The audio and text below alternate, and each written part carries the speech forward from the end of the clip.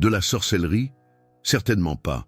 Mais alors, pourquoi la Bible elle-même enseigne-t-elle que les paroles du juste ont un pouvoir, tel un enchantement porteur de vie? Pourquoi l'ennemi craint-il tant lorsqu'un croyant, conscient de son identité, déclare le psaume 91? Aujourd'hui, je vais vous prouver que votre foi n'est pas une simple espérance passive. C'est une autorité active qui opère comme un décret puissant. Des secrets sont dissimulés dans ce psaume, des secrets que la plupart des gens n'ont jamais perçus et qui, une fois révélés, transforment chaque mot en un acte de manifestation divine. Vous êtes-vous déjà demandé pourquoi certains prient sans voir de changement, tandis que d'autres se contentent de déclarer, de faire confiance et de regarder l'impossible devenir réalité?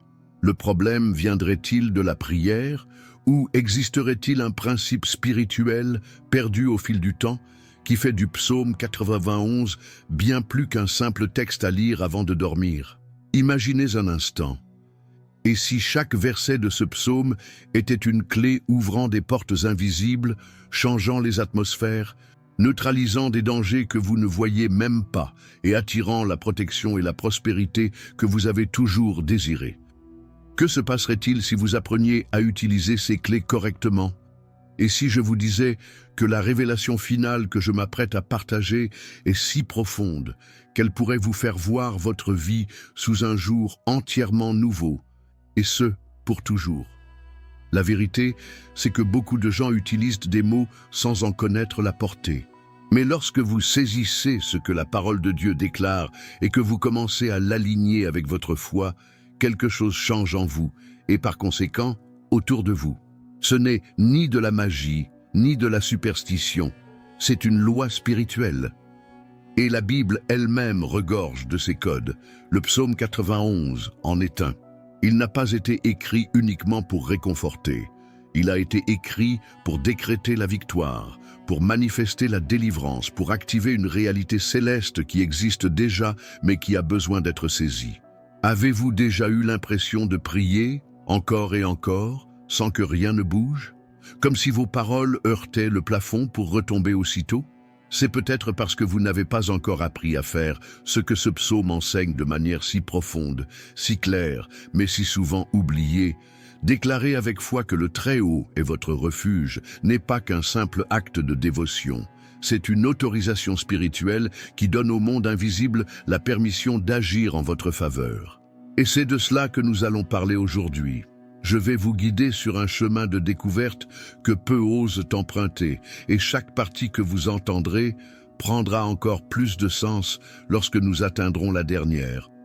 Car c'est là que se trouve le secret qui relie tout, le point qui boucle la boucle et révèle pourquoi ce psaume a changé la donne pour ceux qui décident de vivre cette vérité.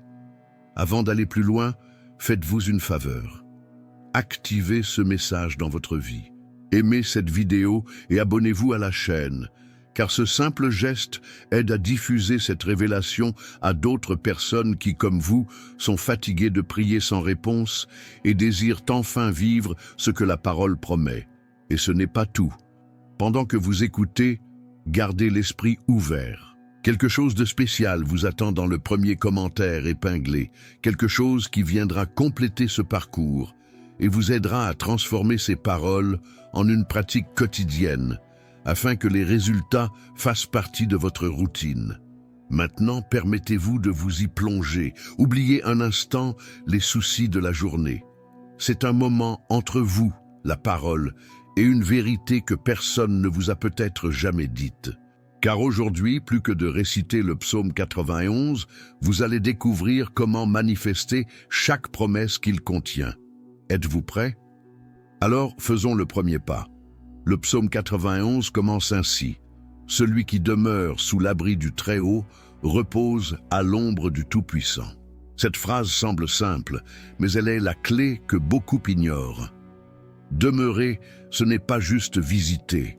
Ce n'est pas lire ce psaume quelquefois, uniquement lorsque la peur frappe à la porte.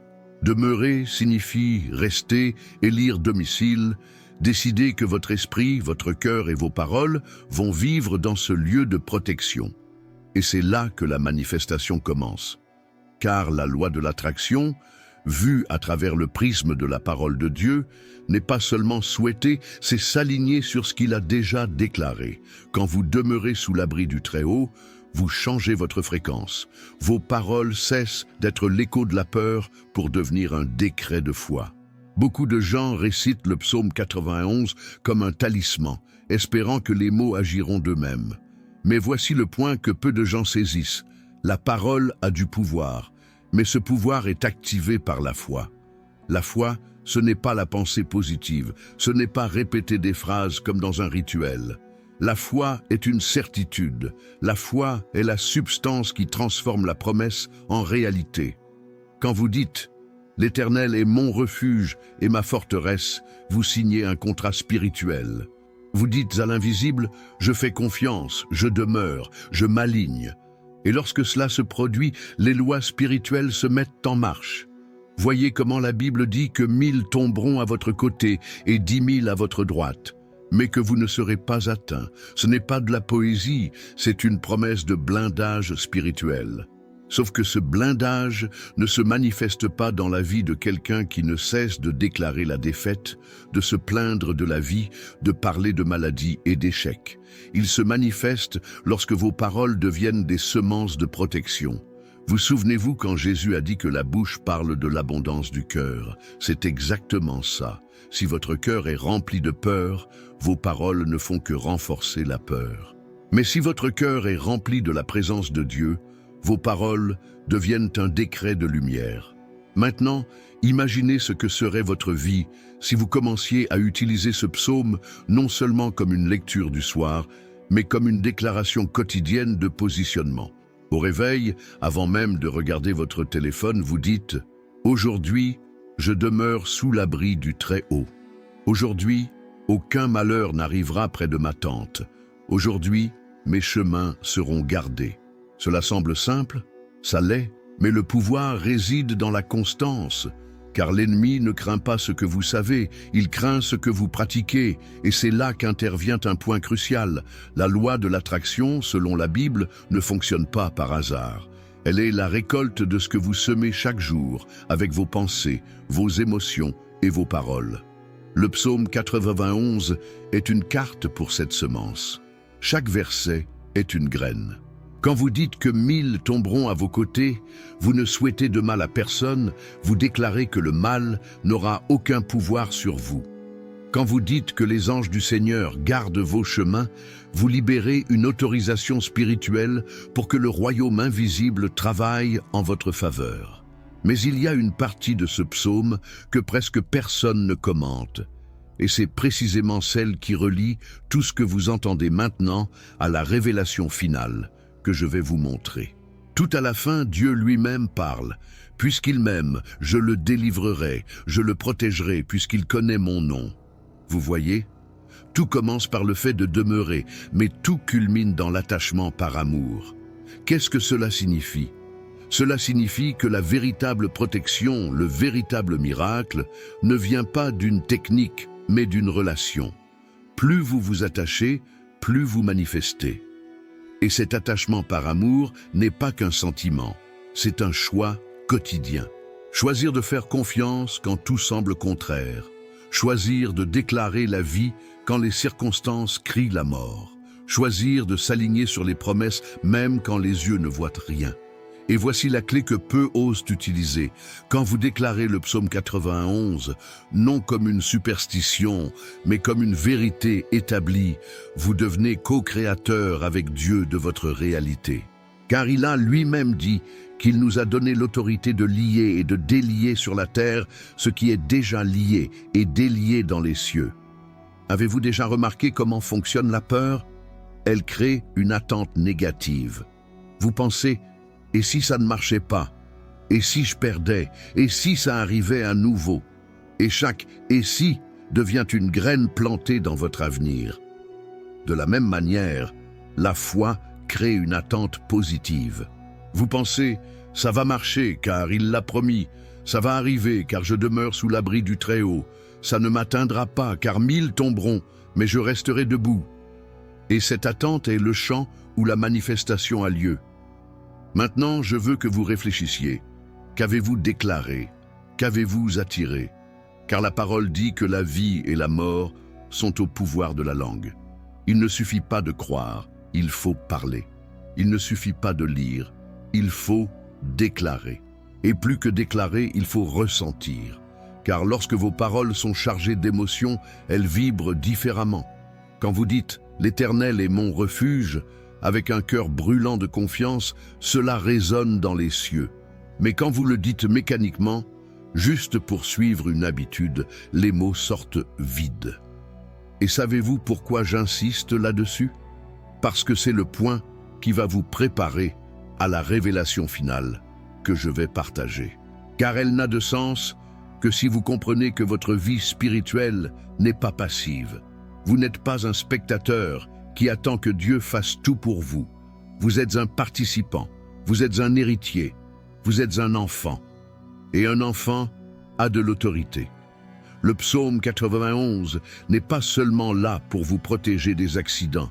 Il est là pour vous repositionner dans la vie. C'est un appel à vivre au-dessus des tempêtes. Peut-être qu'aujourd'hui, vous êtes cerné de problèmes. Peut-être des dettes, des maladies, des relations brisées, des injustices. Et je sais que ça fait mal. Mais ce que je vais vous dire maintenant, c'est ce qui commence à faire tourner cette clé. Ce n'est pas la taille du problème qui définit votre vie, c'est la taille de votre conviction. Quand vous commencez à utiliser le psaume 91 comme un décret, vous commencez à placer une limite spirituelle à ces problèmes. Ils peuvent essayer, mais ils ne prévaudront pas. Ils peuvent rugir, mais ils ne détruiront pas. Et pendant que vous vous plongez là-dedans, je veux vous rappeler quelque chose d'important. Dans le premier commentaire épinglé, il y a un contenu préparé spécialement pour vous qui ne souhaitez pas seulement entendre ce message, mais l'appliquer dans votre quotidien. Quelque chose qui vous aidera à transformer chaque verset du psaume 91 en une puissante habitude de manifestation. Car la connaissance sans la pratique n'est que de l'information. Mais la connaissance appliquée est une transformation. Maintenant, soyez attentifs, nous approchons de la partie la plus profonde. Jusqu'ici, vous avez compris que demeurer, c'est rester, que déclarer, c'est semer, que s'attacher, c'est faire confiance. Mais il y a un dernier point, celui qui ferme ce cycle et rend toute cette protection presque palpable, la présence. Le psaume 91 se termine en disant qu'il nous montrera son salut. Il ne s'agit pas seulement d'être sauvé de la mort, il s'agit de nous montrer un chemin de vie pleine, abondante, rempli de sens. Et quand vous activez cette présence, la peur perd son emprise, l'anxiété perd sa force, et même ce qui semblait impossible commence à bouger. Parce qu'au final, il ne s'agit pas de réciter des mots, il s'agit de libérer une puissance. Il s'agit de comprendre que chaque déclaration est une semence spirituelle plantée dans le sol de votre réalité. Et plus vous l'arrosez avec la foi, plus vite elle germe. Maintenant que vous avez parcouru chaque détail de ce mystère caché dans le psaume 91, vous ressentez peut-être quelque chose de différent en vous. Ce n'est pas une simple sensation passagère. C'est comme si une nouvelle perception s'ouvrait, comme si la parole cessait d'être un texte mémorisé pour devenir un code vivant, actif, vibrant. Et c'est exactement ce que fait cette révélation. Elle vous sort de votre place de spectateur pour vous placer au centre de ce que Dieu a déjà rendu disponible. Car la protection promise par ce psaume n'est pas théorique, elle est pratique. Elle ne se limite pas au monde spirituel invisible. Elle se manifeste dans votre quotidien, dans les délivrances que vous ne voyez même pas, dans les portes qui s'ouvrent quand vous vous y attendez le moins, dans les dangers qui se dissipent avant même de se former. Mais voici le point qui doit résonner en vous. Il ne suffit pas d'avoir entendu tout cela. Il ne suffit pas d'avoir ressenti cette présence pendant l'écoute. Il faut prendre une décision à partir d'aujourd'hui. Le psaume 91 n'est pas un bouclier pour les moments de panique uniquement, c'est un style de vie. C'est une façon de penser, de parler, de sentir. Quand vous choisissez de demeurer sous l'abri du Très-Haut, vous choisissez où votre esprit va se reposer. Quand vous déclarez avec foi qu'il est votre refuge, vous choisissez quelle voie prévaudra dans votre vie. Quand vous vous attachez à lui par amour, vous choisissez non seulement de recevoir la promesse, mais de marcher main dans la main avec son auteur. Peut-être que votre réalité aujourd'hui est encore pleine de voix contraires, rapports médicaux, factures, accusations, souvenirs d'échecs, peurs anciennes. Tout cela vous crie d'abandonner. Mais il y a une voix plus haute, et elle est disponible chaque jour, à toute heure, pour qui décide de l'écouter. Cette voix dit que 1000 tombent à ton côté et 10 000 à ta droite, tu ne seras pas atteint. Cette voix dit « Je le délivrerai puisqu'il m'aime ». Cette voix dit « Je le rassasierai de longs jours et je lui ferai voir mon salut ». Ce n'est pas la voix de l'illusion, c'est la voix de la promesse. Et chaque promesse est une semence qui a besoin d'être cultivée. Vous voyez comme tout est lié? Ce qui a commencé par une simple invitation à demeurer se transforme en un chemin de transformation totale. Car, au fond, le psaume 91 ne concerne pas seulement la protection contre les accidents et les dangers physiques. Il concerne la restauration de l'identité. Il s'agit de vous faire croire à nouveau que vous n'êtes pas né pour vivre à la merci du hasard, mais pour manifester la faveur de Dieu de manière consciente. Et quand cela devient réel, vos pensées changent, vos paroles changent, vos attitudes changent, et alors votre vie commence à changer. Et savez-vous quelle est la partie la plus puissante de tout cela? C'est que vous n'avez pas besoin d'attendre que tout soit parfait autour de vous pour commencer.